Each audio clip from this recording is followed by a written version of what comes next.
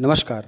उड़ान आईएएस अकादमी के छत्तीसगढ़ समसामयिक प्रश्नोत्तर श्रृंखला में मैं सुधीर वर्मा आप सभी का स्वागत करता हूं।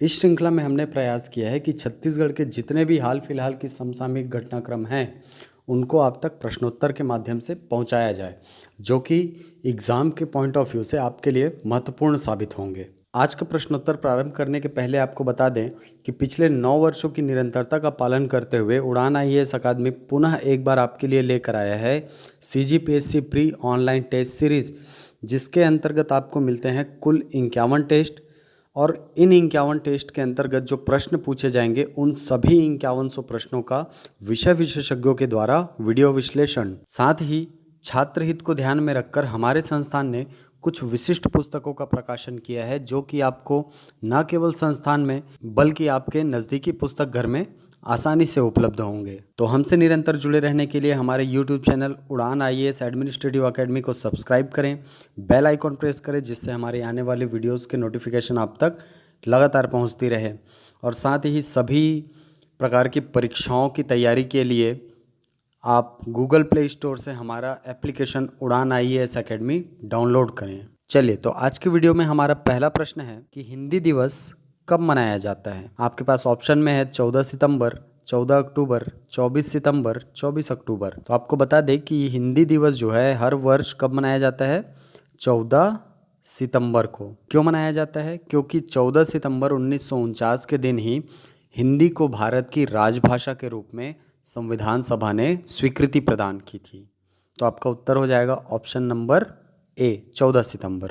चलते हैं अगले प्रश्न की तरफ। चलिए, हमारा अगला प्रश्न है स्वर्गीय महेंद्र कर्मा तेंदुपत्ता संग्राहक सामाजिक सुरक्षा योजना कब प्रारंभ हुई। तो आपको बता दें कि ये जो योजना है वो स्पेशली किसके लिए है, जो तेंदुपत्ता संग्राहक वर्ग है उनके लिए, अर्थात जो वनोपजों का संग्रहण करते हैं, और वनोपजों में भी स्पेशल कौन, जो तेंदुपत्ता का संग्रहण करते हैं उनके लिए। और ये योजना चालू हुई थी 5 अगस्त 2020 को। अगर स्थान की बात करें कि ये कहाँ से प्रारंभ हुई, तो दंतेवाड़ा का एक गांव है पूनातराई, वहाँ से प्रारंभ हुई थी ये योजना। और इस योजना के अंतर्गत अगर लाभान्वित परिवारों की बात करें तो कुल 12.5 लाख, मतलब 12.5 लाख परिवार जो हैं वो इससे लाभान्वित होंगे।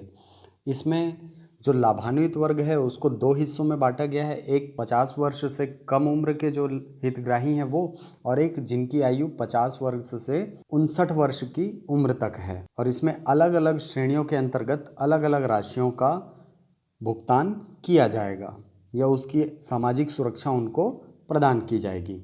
चलते हैं अगले प्रश्न की तरफ। वन स्टेट वन गेम नीति के अंतर्गत छत्तीसगढ़ को किस खेल से संबंधित अधोसंरचना के विकास का उत्तरदायित्व प्रदान किया गया है। तो सबसे पहले आपको ये बता दें कि ये one state one game policy क्या है। देखिए, ये केंद्र सरकार की एक नीति है, एक स्कीम है, जिसके अंतर्गत प्रत्येक राज्य को एक विशिष्ट खेल की तैयारी का जिम्मा सौंपा गया है। तो इसी के अंतर्गत छत्तीसगढ़ को तीरंदाजी खेल जो है ना, इससे संबंधित अधोसंरचना के विकास का उत्तरदायित्व सौंपा गया है।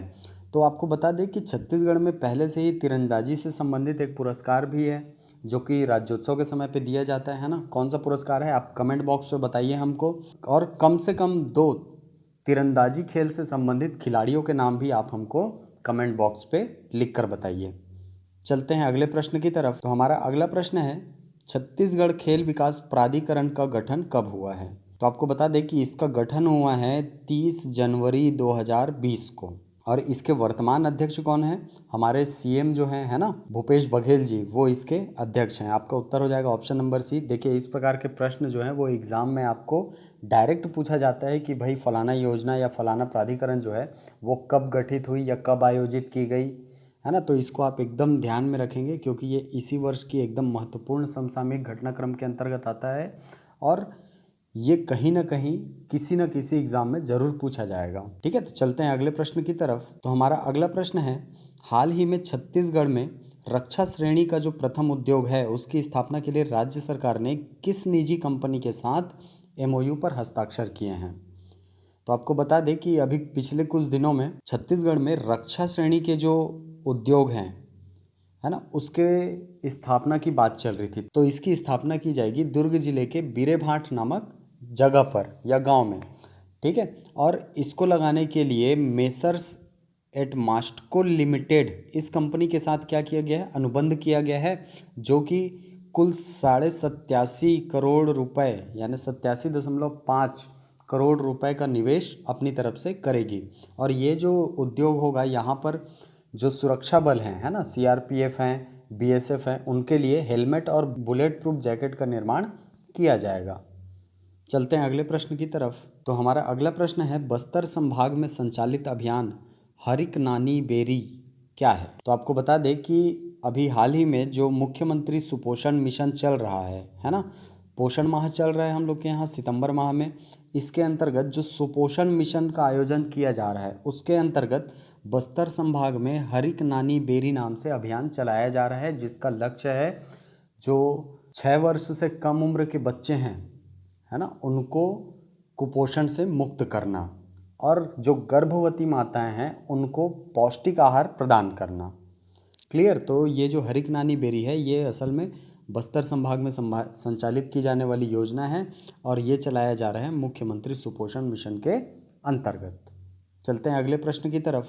तो हमारा अगला प्रश्न है, डॉक्टर खूबचंद बघेल स्वास्थ्य सहायता योजना कब प्रारंभ किया गया। जनवरी 2020 में, फरवरी 2020 में, या मार्च 2020 में, या अप्रैल 2020 में। तो आपको बता दें कि ये जो खूबचंद बघेल स्वास्थ्य सहायता योजना है ये प्रारंभ किया गया है जनवरी 2020 में। ठीक है। इसके अंतर्गत क्या है, कुल 50,000 से लेकर 5 लाख तक की जो सहायता राशि है वो प्रदान की जाती है। ठीक है। और अद्यतन अगर इसके डेटा की बात करूँ तो कुल 12,85,000 से अधिक जो हितग्राही हैं वो इसके अंतर्गत पंजीकृत किए जा चुके हैं।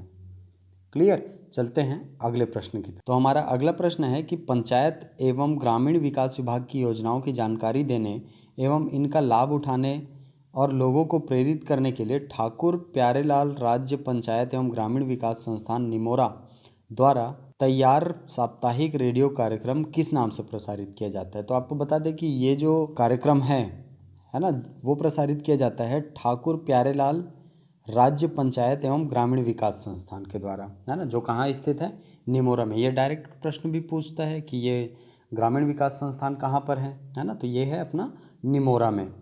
ठीक। और ये जो साप्ताहिक रेडियो कार्यक्रम है इसका नाम है हमर ग्राम सभा, जिसमें हाल ही में जो हमारे स्वास्थ्य मंत्री है टीएस सिंहदेव जी ने उनके द्वारा एक कार्यक्रम प्रसारित किया गया था। ठीक। तो आपका उत्तर हो जाएगा ऑप्शन नंबर डी, हमर ग्राम सभा। चलते हैं अगले प्रश्न की तरफ। तो हमारा अगला प्रश्न है, हाल ही में किस स्थान पर सीताफल प्रसंस्करण इकाई केंद्र का शुभारंभ किया गया है। तो आपको बता दें कि ये जो सीताफल प्रसंस्करण केंद्र है, यहाँ पर जो सीताफल होता है हमारे यहाँ, है ना, हमारे यहाँ का तो बहुत महत्वपूर्ण फल है सीताफल, जो कि ठंडी के समय बहुत प्रचुर मात्रा में हमारे यहाँ उत्पादित किया जाता है।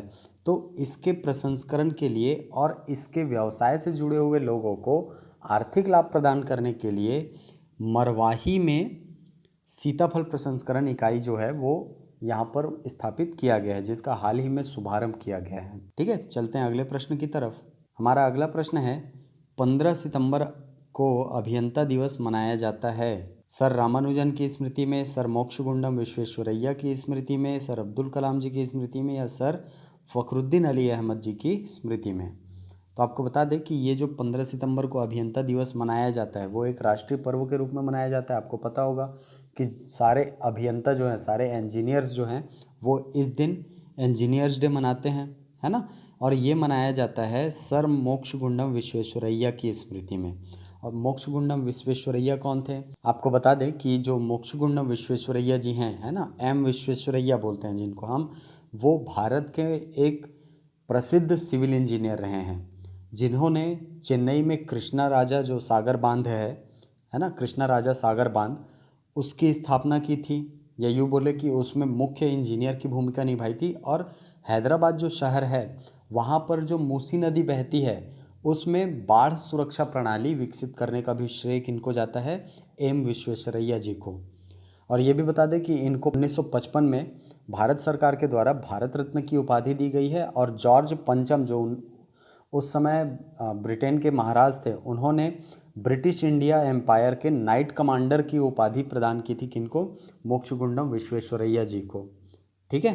तो ये आपके एग्ज़ाम के पॉइंट ऑफ व्यू से महत्वपूर्ण है। ऐसे प्रश्न जो मिसलेनियस टाइप के होते हैं वो कभी कभी आपको परीक्षा में पूछ देते हैं, तो इसको आप याद रखेंगे। तो ये थे हमारे समसामयिक श्रृंखला के कुल 10 प्रश्न और उनके आंसर कीज़। इन प्रश्नों का PDF प्राप्त करने के लिए हमें टेलीग्राम पर ज्वाइन करें। अगर ये वीडियो पसंद आया तो हमारे चैनल को सब्सक्राइब करें, इस वीडियो को लाइक करें, शेयर करें।